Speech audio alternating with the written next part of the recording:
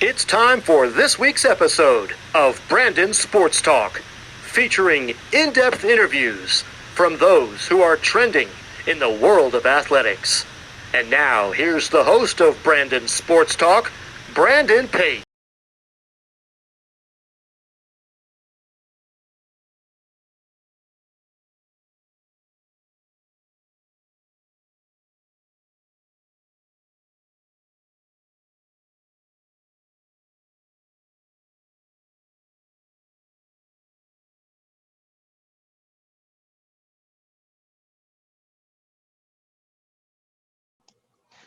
Welcome back to Brandon Sports Talk. In today's episode, I have the privilege to interview Kaliee Cavaliere, who is the sports passport. How are you doing today? I'm good. I'm excited to be on. Thank you for having me. Thank you. Can you talk about how you knew that you wanted to start a sports blog? Sure. I have always loved writing. I majored in communications. I got my master's in communications, and I grew up at the baseball field. So it kind of just was me realizing that I wanted to marry the two. They always say to write about what you know. And so I figured I would do just that and hopefully build a community of like-minded people. Do you only cover baseball in the sports passport, or do you cover all sports?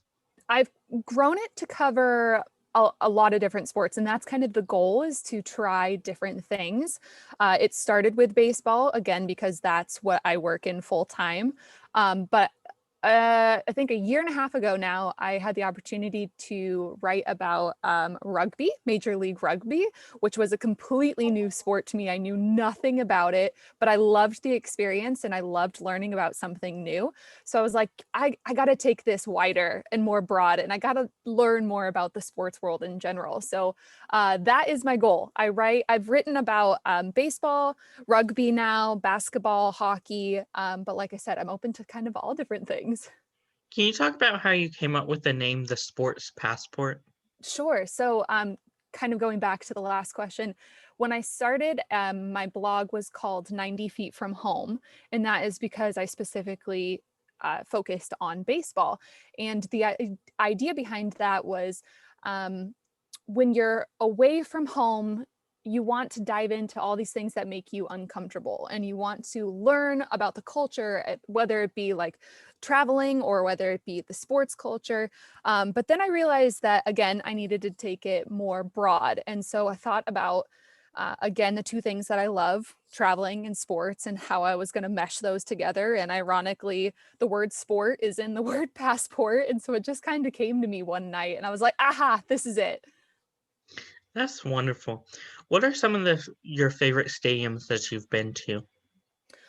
I think I'm a little biased. I grew up in Washington State, so I am a Mariners and Seahawks fan, but I work full time for the Boston Red Sox. So my two favorite baseball stadium, well, I guess it's T-Mobile Park now. I grew up with it being Safeco Field, but well, for a lot of different reasons, it's my favorite. It's got a gorgeous view. It's right down by the water, and it's got excellent food, and it's where I went to my very first Major League Baseball game. But Fenway, it's the oldest baseball stadium for Major League Baseball, is still in existence. So I think those are my top two. Yeah, I'm going to leave it at that. I've loved every experience that I've had in a baseball, football, whatever it might be, but I think those are my top two. Can you talk about, of course, balancing the job at Boston Red Sox and also doing your blog? Sure. It's been a little bit odd because of the pandemic. I had hopes of traveling a lot more. And with that, in a regular year, you just kind of have to balance when the team's in town, if it's an off season, or if the team is at home, then I'll focus a lot more on my job specifically. But it's just kind of about, like every other job, finding a work-life balance. And this right now, my blog is a hobby, and hopefully someday I can make it more than that. But it's about finding that balance.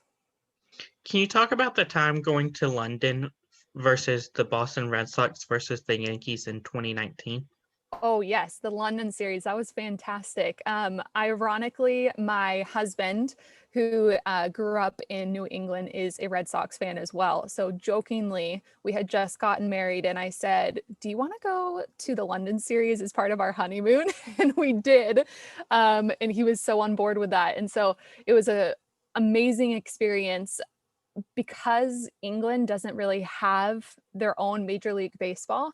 It was awesome to see all these different supporters and fans of all 30 teams, not necessarily just the Red Sox and just the Yankees.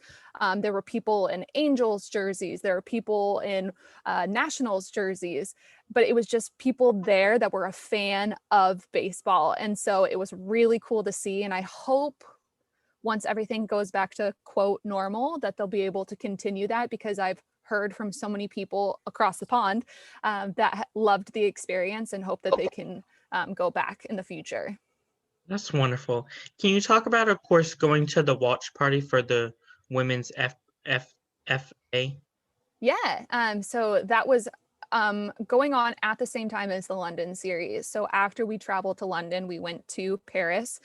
So the FIFA Women's World Cup was there. And as we know now, the USA women's national team would take the gold, take the championship. And so they were playing not in Paris for the semifinals, but we were in Paris. And so they turned one of these, the park or a garden, into a huge watch party. And they had photo opportunities, they had snacks, and people just rallied around. And we got to watch the semifinals in the park in Paris. Can you talk about the difference is between going to like an international game versus a national game? Sure. So what I just mentioned, the FIFA World Cup and the London series, are the two experiences, I'll call them, that have taken place internationally for me. And so I was really surprised, first of all, in London by, like I said, how many fans of the game there are, but also just like how they do things differently. Because when you go to a baseball game or a soccer match, I know you expect certain things because that's how it's done in American culture. But that's maybe not necessarily how it's done in England per se. So for example, going to a baseball game here, you'll have a lot of different food options. There's a lot of different shops that pop up that you can buy merchandise. With it being in London, there was kind of your basic food fare as far as like hot dogs and hamburgers. And then there was only one team store throughout London, and that was at the field. So I don't know if that's because it was their first time or if that's just how it's done. But for me, it was like a very unique experience. So I love learning all those little things that we don't do here. When you work with your blog, The Sports Passport, do you use media passes or do you have to buy tickets yourself? It depends. And because I work for a baseball team full time, like I'll always be at Fenway. But in the past, I've kind of it's depended on the game and the sport specifically. Like for example, as I mentioned, I did some media for the rugby team to kind of help promote it. It was in its second season in Seattle. And then a lot of the time is I'll buy tickets. What are some of your future games that you plan on going to for the Sports Passport? Well, hopefully everything goes back again to quote normal and everything is safe. So once we're able to travel and go to games again, I'm hoping to go to San Diego to Petco Park. I've been there before, but it was when I was younger and I didn't really soak in the experience. That and then Allegiant Field Stadium, I don't know what they call it, but the new stadium in Las Vegas. It looks so cool, the football field there. So those are like two of my top places. And I've never been to Wrigley Field, so I really, really, really want to go to Chicago and go to a baseball field, like a baseball game there. What was it like to meet Russell Westbrook? Russell Wilson? Yeah. It was so it was like one of those things where like you don't know if you should say hi or not, but he was very kind and just like very willing to talk to me for a few minutes. He's a very nice guy. And so that was like one of my like starstruck, oh my gosh, I can't believe this is happening moments. Do you have any other future plans whenever it comes to the sports passport? Yeah, so because of the pandemic, I think everyone's been shifting what they're doing. But for me, this last year, because I can't go to games or couldn't go to games, I've kind of shifted into making ballpark food at home. So I don't know if that's something I'll want to continue or not, but I do enjoy it. I've found this new love for baking and cooking. But beyond that, once we're able to go back to the field, I eventually someday would love to host like some kind of, I guess, meetup. And so helping people come to a game and like going to a game as a group, again, with like-minded people who love to travel and love sports. So hopefully someday, fingers crossed, that is something I'll be able to do. What advice would you give upcoming sports blogs looking to get started just like you did? I know it's so cliche and it's said over and over again, but just do it, just start. Because I think for me, when I first started, I was like, okay, I'm not experienced enough. I'm not, who's going to want to listen to me? Or like, who's already doing this? How many followers do they have?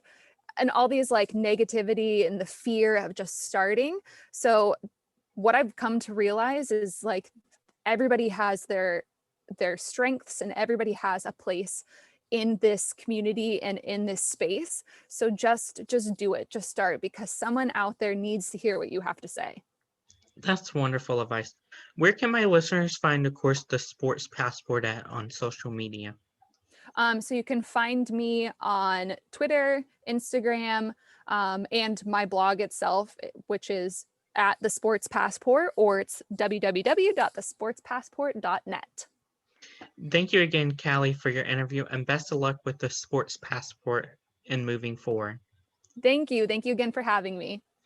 You can find Brandon Sports Talk on Facebook at Brandon Sports Talk, Instagram at Brandon Sports Talk, Twitter at Talk_Brandon, and you can find me on YouTube at Brandon Sports Talk. Don't forget to like, comment, and subscribe. Thank you again, Kaliee, for your interview, and best of luck. Thank you. You've been watching Brandon Sports Talk. Please feel free to like, share, and subscribe to Brandon Sports Talk on social media and on YouTube.